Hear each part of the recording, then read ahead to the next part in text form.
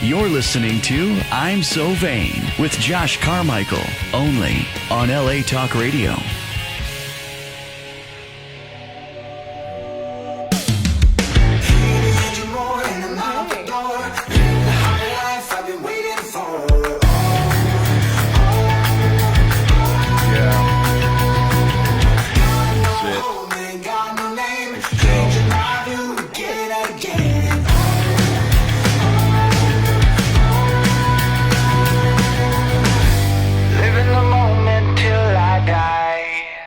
Hey, it's Josh Carmichael. Welcome to I'm So Vain. Got somebody special here today. Check it out. I'm not going to tell you her name yet, but you can just look at her for a minute. Cool. I just want to say a couple things. There's actually a couple birthdays today. October is really the best birthday month, in my opinion. But want to put a shout out to my buddy, longtime friend Tom Shell. He's a director, and he actually directed a movie, recently a TV movie, I believe, lately. That Ben Reed, if you saw a couple shows ago, Ben Reed, one of our guests, he was an American Sniper. He's one of the stars of the show that Tom Shell just directed. So hey, Tom, buddy, we'll get together soon. Happy birthday. Do you want to say happy birthday to Tom? Happy birthday, Tom. There you go. You got a double birthday. And Danielle Eskenazi, who's probably one of the biggest commercial casting directors in L.A. Have you met Danielle? I have not. Okay. So Danielle, I go way back, obviously, in the commercial world. And Danielle, it's her birthday today, too. Happy birthday. You just want to say thank you. You know, you kind of got me started in this business in the commercial world. So I think might have been my first or second commercial I ever booked was with you, and you're always kind and always wonderful to me. So if you're watching this, thank you very much, and happy birthday. So here we go. Yeah, you want to say it? Go ahead, say it again. Happy birthday. There you go. Thank you. I didn't want to exclude you, but you didn't know. I don't want to put you on the spot. If you don't know somebody, it's kind of hard to talk about them, right? It's all It's right. kind of hard to talk about people you don't know. You can always say nice things, We always say nice things. So we have as you can tell, the beautiful woman next to me, Jillie Reil, the Cougar of comedy, if I can say it right, is right here, right now, live on LA Talk Radio. Welcome. Thank you for having me. Thank you for finally showing up. Hey, I had stuff and things, and we talked about it. I don't know if you saw that, but I did talk about it when you were. And I said, hey, it wasn't that the show where I had to go on by myself for a few minutes, where our fill-in was late, for like 15 minutes late. So I talked about you, the first part of the show, being in New York, and we were very excited for you. And congratulations. Oh, good. I thought maybe you were talking trash, like she's no, not here. I wouldn't do that. No. So now we're going to talk about her. I'm not really. I really don't talk badly about I know. people. I think there's enough of that shit in the world. We don't need that. I am all about positivity. We all have things as adults we have to deal with that aren't so pleasant. The rest of it can be nice.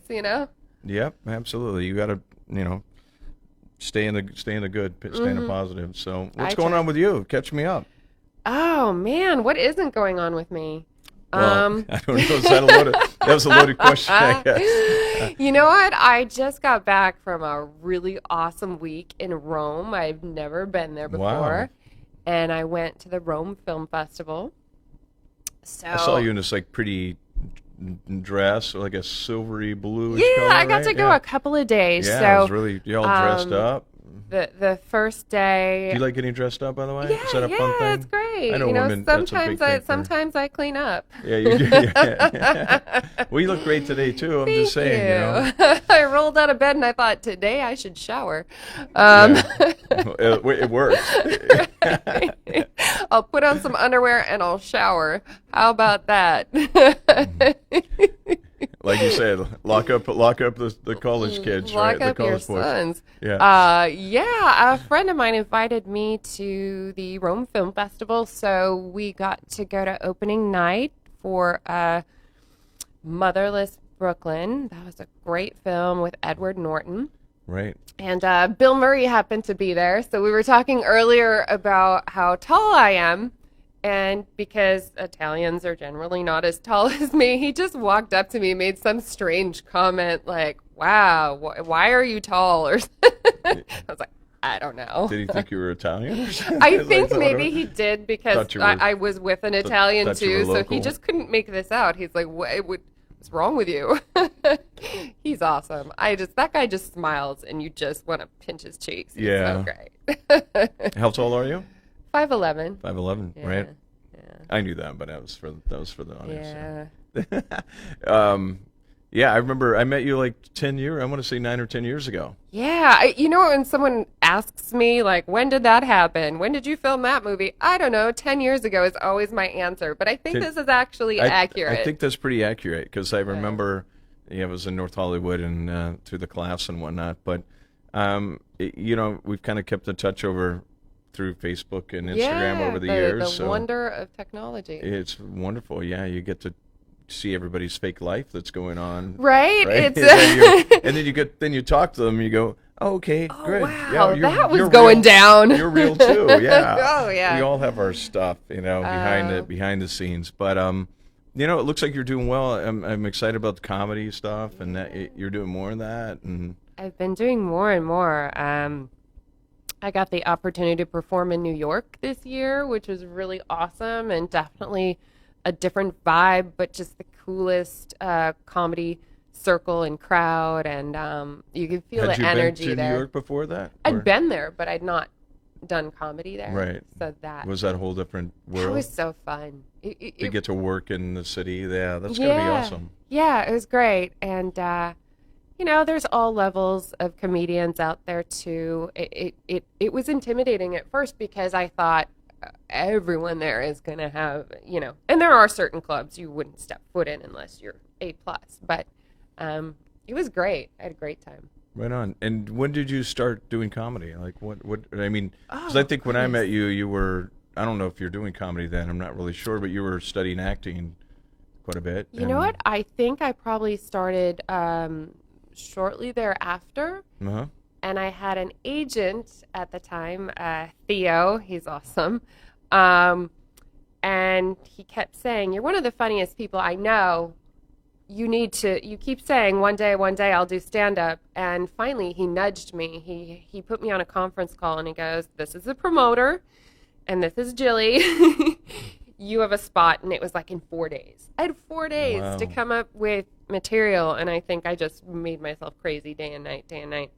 But I came up with this material and everyone laughed and on top of it, no pressure here. It turned out to be a comedy competition. I'm like, thanks, Theo. Oh, nice. Not only is it not an open mic, it's my first time. It's a competition. But I caught the bug because it was just such a high. It made people laugh. I've loved comedy since I was young. Mm-hmm. I just didn't know that I'd be the one doing it per se. Right. But I always had a love of it. I've always had a very witty and sarcastic family. That's kind of where it comes from. Whenever I'm back home in Minnesota, we're just always bouncing, Big family or? Not huge, no? but and my brother. It's just my brother and I, my folks, and. But a close fun, a lot of fun. Oh, but I've seen. I mean, again, seeing the photos and the stuff. You travel back there quite a bit. Yes. It looks like you have a really tight knit family, and they are very supportive. Such good people. I'm very fortunate. I love them so much. But yeah, that's where I get the funny from. It's like my mother calls me one of two things, but it's not even my nickname. She calls me Silly or Spilly because I drop things a lot. But usually it's Silly. She picks up the phone. Hello, right. Silly. So, oh, that's cute. That's cute. So silly. So. We'll go with that. I feel like because I've watched some of your comedy and like you're very sarcastic, which I think is great. It's ingrained in our culture. It's I swear funny. It can either really work or not work, and it really works for you. I'm self-deprecating. I do pick on myself probably more than anyone else, but hey, well, you can do that if you can laugh at yourself. And I'm just saying what everybody's thinking. They're looking at me like, what's this chick all about? And then they're like, that's what I was thinking. That's good. That's good. So you have any gigs coming up you want to talk about? Yeah, I do. So this weekend I have a couple of special Halloween shows. Go to my Instagram at the Cougar of Comedy to get all the details. But the first one on Saturday, the 26th, is Nikki's Bakes. It's a charity show, and the proceeds go to an elementary school, so that's pretty neat. It is a costume party, so that's very fun. And then on Sunday, I'm doing the early show at Spotlight Sundays in Studio City, and that's a really cool show because the first part of the day or the evening is comedians, and then the second part is all musical acts. So it's a really nice evening. And again, costumes. So that'll be. So with the way you emphasize costumes, I think you like getting dressed up and doing that. Yeah. Can you guess what I'm going to dress as? I mean, this is a no-brainer. Bingo! There you go. I didn't want to say it. It's too obvious. I'm going to be Captain Obvious here. So. That's funny. And then the following weekend, I have Flappers on, I believe it's Friday, the 1st of November. And then I'm doing a show in Santa Clarita at JR's Comedy Club on the 2nd, Saturday the 2nd. So. All right. So you're working yeah, all right. So those are my next now, two weekends. Do you do this? Are you like self-promoting? Do you have agents and managers to help you? Or is it a lot of just putting it out there and just showing up? I do a lot of self-promotion. Really, I don't know that the role of the manager that I have at this moment is really invested in my comedy career per se. So I know, as a lot of comedians do, it's all self-promotion. And yeah, you do pretty well on the Instagram. You got a lot of followers and you get a lot of you get a lot of likes. The suggestive photos help. I was on the way here today and I'm just fixing my hair and I'm like, oh wow, if you do a selfie like this, it looks like you're naked. And I'm like, that's what I'm gonna post today. I'm just I think Nancy commented on it. Because I was like, somebody's gonna go, what? Well, it works. So I read through your post. So you have to go like all the way through because there's a lot of like little hashtags on there. Like, and what? I crack up because it takes. I got to be honest because I'm not that savvy with some of it. I don't even know what they mean, and I have to go back and reread them a couple times because I don't quite understand what the abbreviations mean. You're not the only one. Okay, but then once I figure it out, I go, oh, that's funny. That's clever. Because you put like the two words together, but it's like half of a. I don't know. I don't even know of a good example, but it keeps me guessing. So it's working. It's working. I know. My brother said something to me. He goes, "I know what Santa's buying you for Christmas this year: clothes." Thanks. So some people don't appreciate these posts, but that's good. Well, that's who you attract. It's obvious your audience. So you do well with the that's a good place to how do you market yourself? Well, look, you're doing this kind of humor or whatever I'm just always having fun, what and it's category like is that? What do you call that? I do get backlash from some comedians, for, oh, you just post sexy photos, and then you get, I'm sorry, that gets people to come to my comedy shows. So it works. So Right. I'm sorry. But I think in the same way, if you got an overweight, hairy man in a Speedo and he said, come to my show, people would look at that too. So. Yeah, absolutely. You just got to go with what you're given to promote yourself. There's a place in, There's a place for all of it. There really is. Yes, I so believe what else that. are you doing? What else is going on in your world? Oh, In a goodness. creative way? Or Oh, gosh. do you write? So you write. Sorry, bump the mic. Do you write all your own stuff too? I do. So you don't have any help with that. I don't. Every once in a while, though, I will struggle with, how can I tweak this? And I have a friend in New York. He's just an amazing comedian. He's clean, but he's just been doing this for ages, and he's so funny. JJ Boyd, I love you. So every once in a while, he will give me a little nugget or two. So, but for the most part, it's all me.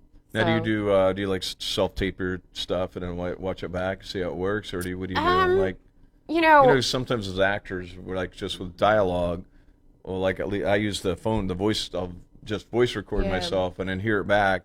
It also helps you memorize it. I don't know if you do something like that, but I that do. works for me.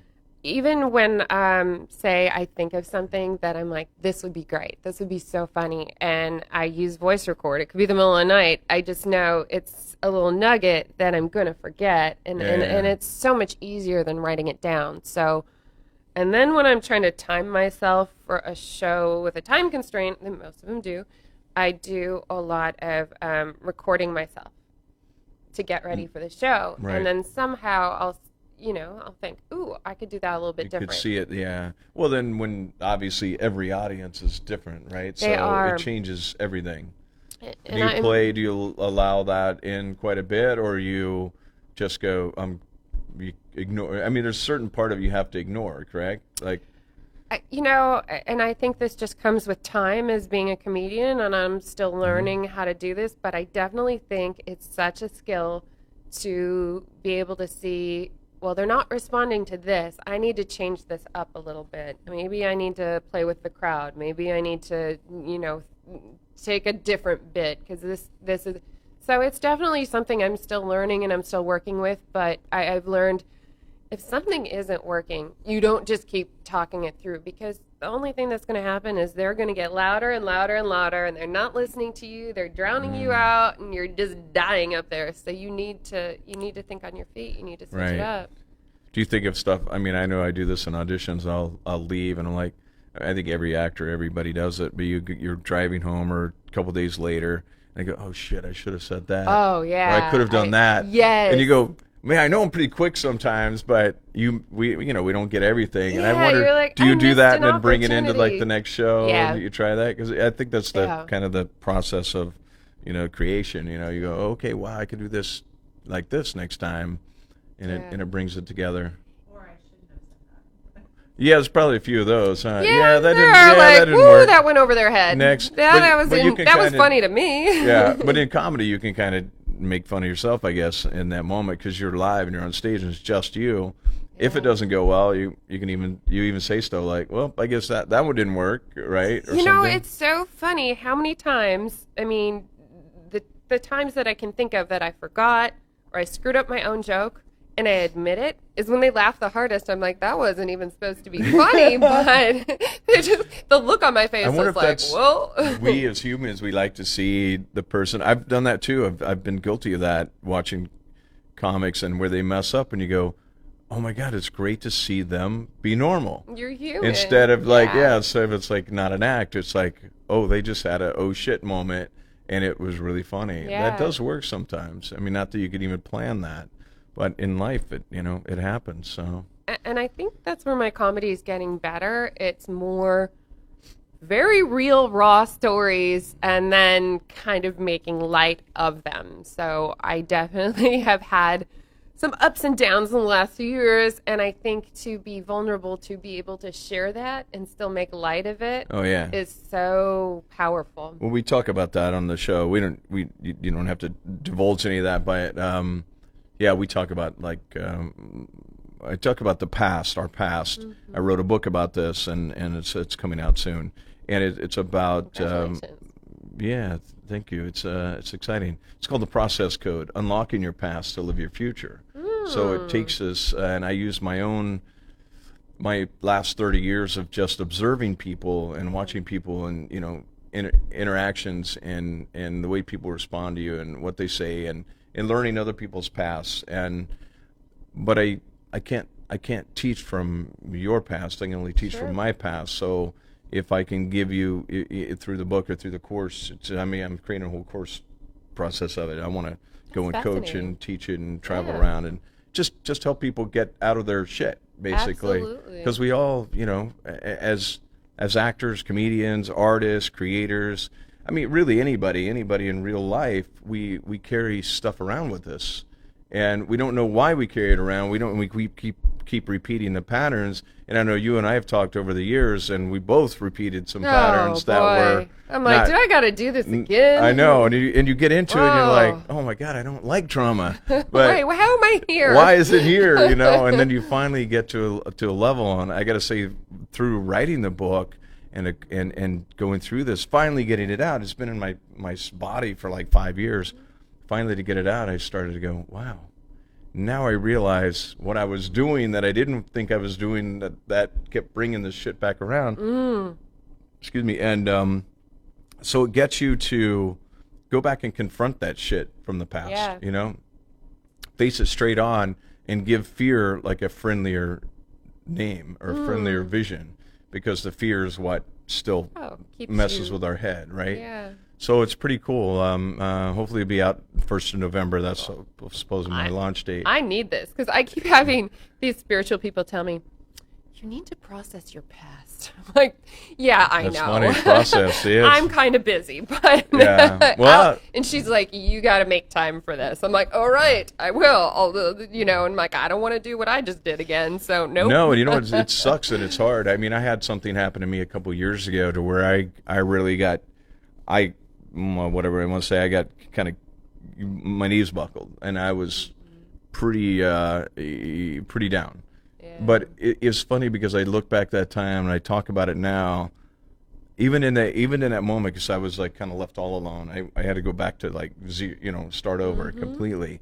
And I remember during that time, like, I wasn't depressed. I said, okay, this is a gift. This is a gift for me to get my shit together, to know that I have to stand up for me. I have to be there for me. I have to, we have to do it for ourselves. And it wasn't like I ever depended on anyone else, but it really just like kicked me in the face hard enough where I went, I got to write about this, and I got to journal this, and I got to come out of this a better person. And I don't want to repeat this because this freaking, it sucks, it really sucks. We're living the same thing because same spot. Well, there's a reason I call it the process. You said the process, and I'm like, it's called the process code. But I really do think it gives you, some of the tools, and it really is just a small handful of tools to open that, to start opening those doors a little bit more and feeling comfortable with them. Just asking yourself questions.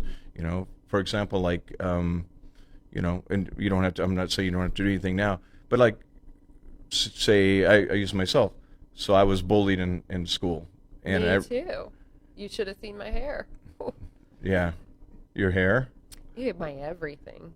My mom permed my hair till I was like 13, no. And it was just the freckles and the outfits and I was also bullied and painfully shy. Yeah, me too. I was super shy, and isn't that funny? It's like we grew up like really shy kids. There's a lot of people in here we talk about that are now performers, and we all were like, oh, but yeah. That's the outlet. I guess. When I was performing, I wasn't shy. Exactly. But I could barely look anyone in the eyes, or like, I was just terrified of my own shadow. But you got me on a stage, and I love to dance. You could escape. It's the escape. Yeah. It took me a little longer than that, I think, than you did. But it's funny. But so going back to the bully. So just for example, so you picture that person. Sure, you can go right back there if you're or people. If you're watching. No, no. I used to name them. I would write these things and I'm like, okay, I'm coming after you. Rick Klein, you're one of them. And we'll forget that one. Wayne Williams, there's another one for you. These guys were, just assholes basically in high school. Yeah, you won't forget their names. No, you don't. And I'm like, okay, I'm gonna come back. Circling back, but karma has a way of helping me out with that one. But it's funny. People grow up and you forgive them. They were kids. Well, you have to move on, and it's like, what for whatever reason. Now I go back and I look at the reasons. I'm like, well, I was a shy kid. I wanted to be left alone. I was an artist. I was an introverted kid and all that. But I was, 13, 14, 15, whatever it was, 15, 16. You're trying to figure yourself out. So you really just want to just be left alone. That's weird. Never got a phone call. That's not on me. That's on the network. Great. It's one of your bullies. Hello, you're talking to LA Talk Radio. Sorry, it went away. But I'm like, that was odd. He was calling to apologize. Yeah, to hey. whoever it was. Was that you, Rick? I think it was Rick. I sent it out there. It's coming back to me now. How'd you get my number? It's my number's on the blocked. internet. Yeah. So anyway, so you kind of give it a face, and go back, and so the tools are simple. Mm-hmm. Like, go back and imagine that person here now in front of you, and then you write down. It's kind of a journaling type of process, and you kind of journal out. And then I'm not going to go through all the questions, but Mm-hmm. a basic question like, okay, how much energy is that person still holding? Or are you still holding for that person? Because you realize, and you probably just did it right now, we still hold that shit. Yeah. And so that's part of the reason your past is repeating itself. Yeah. So when you can really let that go, Ew. and you're like, don't go there now. I don't want to break you down. This isn't like therapy hour. But You know what I say? Oh, because I can't afford therapy, that stand-up comedy is my therapy. I tell complete strangers all of my problems. Yeah. I don't have to see Pretty them again. much. I'm like, and so you enjoy that. yeah, and then they go away perplexed, That going, woman is really messed wow, she's up. either really messed up or she's really good. That's really good acting. But yeah, you never know. Well, comedians, we all know comedians are some of the, had some of the most traumatic lives, and they make it fun. And I honestly, I have dealt with depression in my life at certain times, especially when I was younger.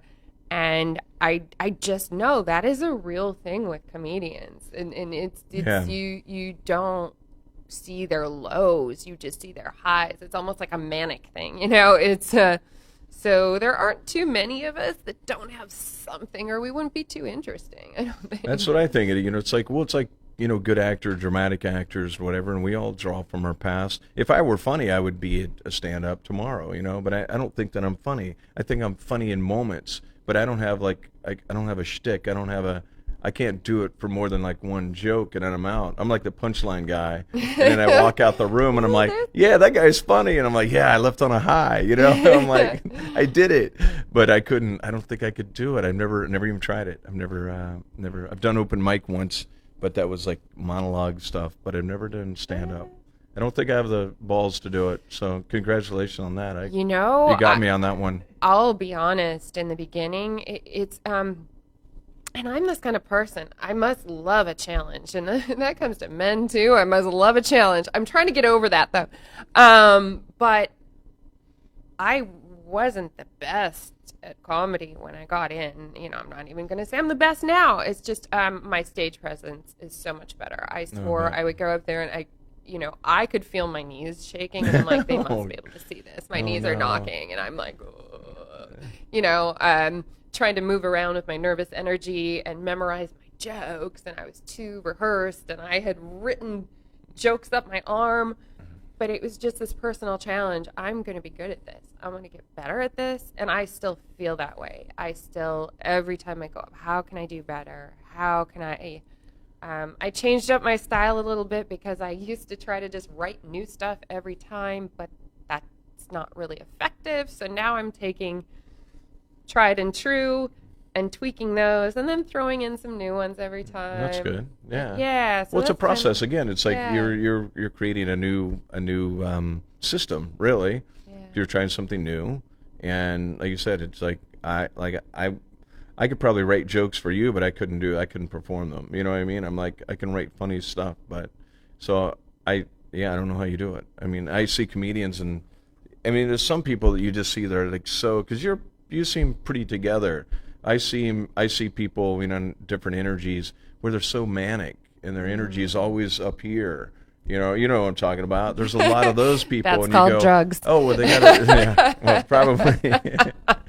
Well, or not. I don't know. Maybe it's just them. Caffeine, Maybe it's just they're neurotic. I don't know. But there's those people who are like, yeah, well, of course they have to be a comedian, because what else are you going to do with all that energy? It's interesting. And you see some of those neurotic people, and it's not that they're necessarily all that funny. It's just kind of like fun to watch. You're like, yeah, it's like this person is just off of their rocker. It's great. They just let go. Yeah. It's like it's their energy harnessed on stage for a minute. And, we went to comedy a week ago or so. And I remember one comic was like that. He was all over the place. And I'm like, oh, yeah, okay, well, hopefully he feels better after this 5 minutes. But you kind of go, wow, he needs some edibles or something to calm down. But oh, it's interesting. So other than comedy, what are you still, pursuing the regular acting and doing that stuff? Yeah, I had a traveling sales job for 3 years that was really intense. I was on the road up to 4 weeks out of the month, and not that we need to go there, but I was selling porn and lube for a living. So for those 3 years, those jokes wrote themselves. Yeah. I mean, this was a job like no other, just going city to city. I know North American geography by smut shops. So it's fascinating. So during that time, I didn't get to audition much. And so I could only take parts that people cast me in without me auditioning, which I've had a few. I'm lucky. That's been great. I do have an upcoming role it's a biker movie. I forget the name, so I feel really terrible about that. But do you want to Google it real quick? I should, right? But it's the same director that's put me in 3 of his films. One of them was like American Pie 8 or 9, and it only got distributed overseas through Universal Pictures. Actually, a friend of mine just found a copy of it the other day. I'm like, you aren't going to get those 2 hours of your life back, but you... They're still making those. Wow. So I've been fortunate that he's always remembered me and continues to put me in his films. And he said this one was a role created for me because I'm going to be a cougar mama biker chick. So apparently I'm like, okay, that's... So you just had to show up. You didn't have just no gotta acting. show up. No acting on that one. Okay. Yeah, okay. Perfect. That's who I am. So I'm getting stuff like that where it's because of my social media following and me being the cougar, someone put me in their music video as the cougar mof role. I just did recently an episode of Solve, and it's this Snapchat whodunit interactive series. All right. And the episode was called Who Killed the Cougar? So they just went, okay, you. So it's great. If I'm going to be typecast, I have no problem with that. You'll take it. Where did the Cougar of comedy come from? How did that name This is a really stick? fun story. So, well, I'm glad I asked a good question finally. It was such a finally. Here we go. The rest of them show begins the now. rest of them were really painful. So, no, I'm kidding. Yeah. I know. I like to go deep. I'm No, anyway, here we go. So I was at my girlfriend's salon, and she has some friends that have a magazine called Beauty Entertainment Magazine. And she took a picture of me in her salon, and she goes, I'm going to submit you as one of my celebrity clients, visiting my salon. And I thought, okay, maybe it would get put in the back, like, ooh, so-and-so visits Marielle Velbeck's salon. But she goes, we need to give you a name, though. She came up with the name. She goes, let's call you the Cougar of Comedy. And I was like, all right, I don't hate it. And they actually stuck it in a section on the cover. It was in the middle. And then I was working for an attorney at the time. Also, I do a lot of things. And welcome just to the artist try world. to figure me out. And he trademarked it for my 40th birthday. He trademarked the name. Oh, so wow. after that, it was just, it fit. It fits my persona, and it just works. That's awesome. So you should have it trademarked. That's fantastic. Nobody can take that shit. Yeah. So I've also been producing my own shows. I call it the Cougars of Comedy. So I've done some of those for charity events as well as a venue in San Diego, and I want to keep doing more of those. So that's a cool story, and it's and it actually came out of intervention. Like, okay, let's just create this idea and throw it in, and it worked. And so very recently, I wanted to do more promotional photographs. So the same person that named me, her husband is a very famous editorial fashion photographer, underwater photographer, and I told them I was thinking about doing a kind of a promotional photo shoot, and they were like, you have to have us do it. She's like, I named you. So it was so fun. It was me and this young guy, and we had him on his tie like a leash. It was great. I really enjoyed that day, whether or not there were photos involved. Wow. So he was shirtless. Is this like you like younger men? Is that what this means? Yeah. Is that what this means? Yeah. You're like, yeah. You know. Like, okay. It's trending. How's that? That's good. That's it's trending. That's good. Nothing wrong with that. Maybe not too young. I was on a date this last year, and this will happen to me now, where they'll lie about their age to be older. To so they're really to young. be able. So I'm out to dinner with this guy, and I'm like, something's off, and I just couldn't bring myself to ask, how old are you? Because I was afraid of the answer. So I looked at him and I go, so how old's your mom? And his answer was terrifying. He's like, oh, she's really old. She's turning 50 this year. Oh, that's cool. I was thinking about it though. I was like, that's cool. I could hang out with his mom, you know. Yeah. She could tell him to go to bed, and then I'll say, I'll be right in. Yeah. Terrible. I'm terrible. That's okay. What else you have to do? Yeah. You get to live your life. It's wonderful. You get to YOLO. do Yeah, you did sell some products for a while there, didn't you? Yeah.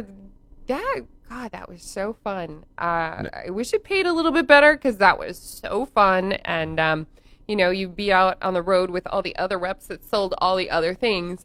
And they were constantly giving me toys. And I'm like, look, I don't have any more room for these things. No. I'm going to have to start giving them as dog toys. And at the time I lived across the street from an elementary school, and I'm like, I'm going to get put on a list. So no more. The closet is full. I was giving them for birthday presents, and people were like, oh, another dildo. I'm like, yep, happy birthday. You're welcome. Looks like it's the new model from last year. Right. It's an upgrade. Well, the funny thing, it's like the theme keeps coming back into my life, because I left that very fun job to start my own company in the beauty industry. And just maybe a couple of months ago, this company, The Womanizer, also a dildo, they paid me as an influencer to do a few posts about their product. And I said, just so you know, this is not going to be from the serious angle, because look at me. I think I saw one of those Yeah, posts. Now that yeah. I think about it, I'm like, yeah. Yeah. It was fun. It was very clever. It was well played. Well Because I played. told them, I'm like, I looked at some of the other influencers, and they were being very serious about how many speeds it has, and I'm like, nope. Yeah, I don't remember the post now, but I saw it. It went by, and I'm like, that's very clever. Yep. I don't think I commented on that one. Yeah, but most people were like, I'm is a little she I'm a little holding afraid. that? What? I don't know. You can get away with that. I don't know that I can. Yeah. You know what? I love that. I feel like I have the freedom to get away with many things. I was at a wedding back in Minnesota a few weeks ago for two of my best friends from childhood. It was one of these wonderful things where they married other people, and then they found each other, and there's like 3 of those from my high school that they're recycling partners. It's great. And in the best possible way. And I'm at the wedding, and I'm like, you know what? And I videoed it. I was like, let's teach the grandmas how to twerk. Even though I don't necessarily know that I know how to do it. It was the best video ever. And my favorite thing about it was I didn't realize one of my followers who they were from high school. And she just exclaimed, and I didn't know who all the older ladies were, and she just exclaimed, "Mom!" Oh, no. I had her mom twerking at a wedding. It was great. Wow. To Wham. So you're not going to be invited back anytime soon? You know what? Those women enjoyed it they so probably much. loved it, yeah. They were having a blast. Yeah, The groom wasn't so happy. I've known his mother since we've known each other, and he goes, "Jill, you made my mom twerk." I was like, "Yes, I did." Good for you. So well, yes, you were the life of the party. I don't mind posting things that other people don't feel the freedom to post. So I'm like, it's out there. That's very cool. I'm out there. It's good for you because I think I said earlier, like when I met you, I thought you were really shy, and that's kind of funny. And then seeing you kind of blossom, so to speak, over the last several years, it's fun to watch. You're fun to watch. Yeah. You never know what I'm going to do next. Yeah. I'm like, where's Waldo? What are you going to do? It's true. So do you travel a lot, obviously? Is that a big thing for you? You love traveling? Or I love to travel. For 3 of those years, it was a lot of work travel, different city every day. And that was fun. I really enjoyed it because someone else was paying for me to see the entire United States. So I thought that was amazing. Of course, when that ended, I still, for my other business, had some travel and some personal travel. But yeah, that was always my thing. If I didn't end up having kids, I want to see the world. So it's definitely... It's fantastic. You get to go to Rome recently and all that. I always like... When I would talk about it, I'm like, the best jobs I used to get were the ones that traveled because it's the best way to. It's funny when somebody else is paying you to come out or paying for you get to see things you don't see when you're covering everything because it's like you're thinking about all that. Instead, when you're a guest, you just get to be there and have fun. It's like it's such a different world, and I love it. I'm looking forward to more traveling jobs, paying gigs myself. But yeah, that's the fun part. I'm supposed to go to Thailand and do comedy for 2 or 3 weeks. Oh, wow. And that, to me, is so exciting. The promoter over there was over here for a number of years, but he's, I believe, half Thai, half Parisian, and he's back there promoting shows, producing shows, and he does a lot of things with singers, but his next goal is to bring comedians. And so he said I would be performing at 5-star hotels, so it's really playing to the international crowds that visit. Right. So I am absolutely excited. That would be amazing because I've never been. And you think they'll get the Cougar of comedy? They'll understand your. Well, I guess what he's saying is it's not necessarily a Thai crowd; it's more of an international crowd staying at these hotels. Right. That's good. So he said they are predominantly English speaking. So and I do good with. I 1 year I co-hosted Bastille Day Los Angeles. So I kind of said to my French friends that recruited me to do this, the French Independence Day, I was like, why? But it was a fun element to have me there because I just made fun of my misunderstanding of their culture. Oh, that's pretty good. They love Jerry Lewis, so they're like, we love it. You're an idiot. I had so much fun doing that. It was great. So I think, if you I've already been thinking about that. If I play with like my just absolute misunderstanding of their culture, it could probably go well. So this is a good time to ask this question then. Do you have like a vision board or like a dream board or what you plan to do? I should. You should. So far, it's just got shirtless men on it, but you might want to think. I need to add some other things. You might want to think a little further out, like maybe some career stuff in there. Okay, yeah. Maybe if I don't know what car you're driving, maybe you want to drive a different car. Those kind of things. Mm-hmm. It's like those are good goals to shoot for yourself. I really need to get back to that. I used to write every single morning, just not comedy, but just free writing, and I found it very settling to start the day. So things like Yeah, that I definitely need to make time for, because I've been following this pattern of just not chaos, but just life's been busy and I've just been sporadic. chasing. Yeah, you gotta. I mean, I don't know. I do it, and I think it's just wonderful. We have a whiteboard and put the notes up, and I do a lot on my phone now. So a lot of the notes in the phone, and then the alarms come up, and that kind of thing. So it does help, though. I mean, it's helped me, like, because I'm, being a creative. It's like sporadic. Like, I'll wake up and I'll have 27 ideas for some you're like squirrel new thing. Like, yeah, I'm like, oh, I gotta go over there, and I'm like, oh, okay, great. I gotta finish this though.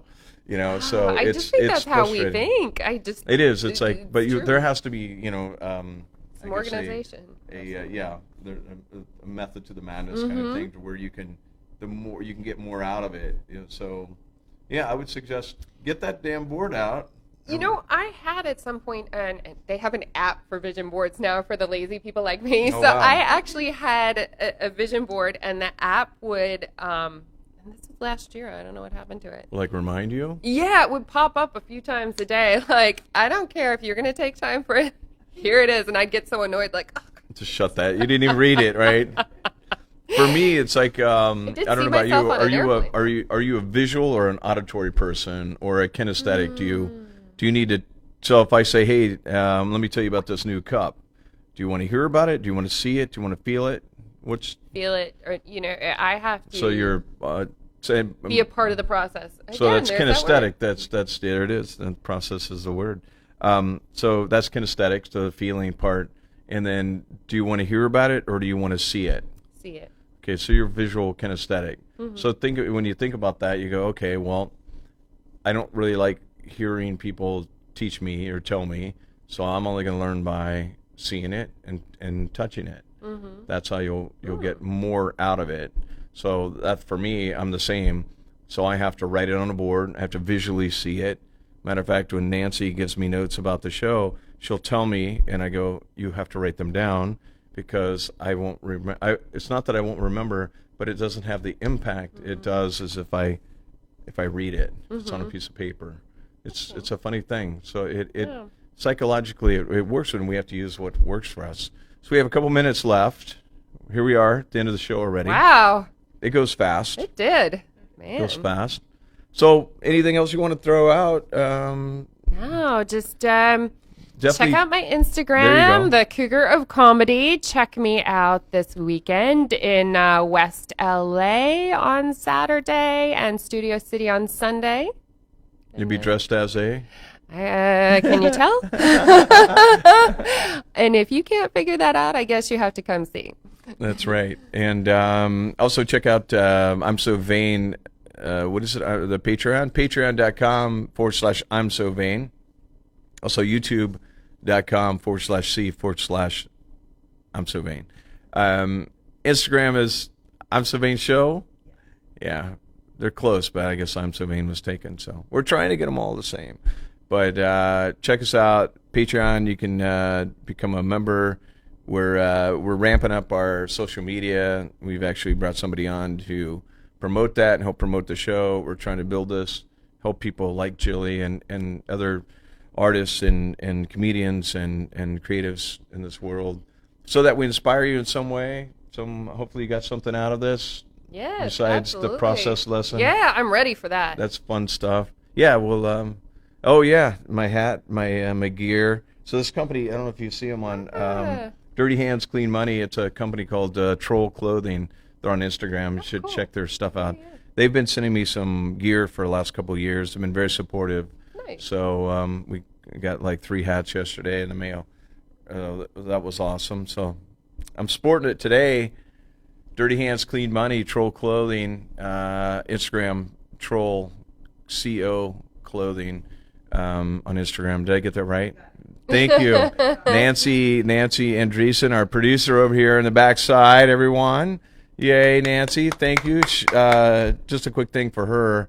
She keeps the show going, She really does a lot. So special thanks to Nancy today. And, yeah, you're doing a great job. We appreciate it. Jilly, thank you for being my guest. Thank you. You want to take us out? You can say something about check us out. I'm So Vain next week. at 11 a.m., something like that. That'd be good. All right. Check out I'm So Vain next week at 11 a.m. Right here, LA Talk Radio. We'll see you guys soon. Thank you. You're listening to I'm So Vain with Josh Carmichael, only on LA Talk Radio.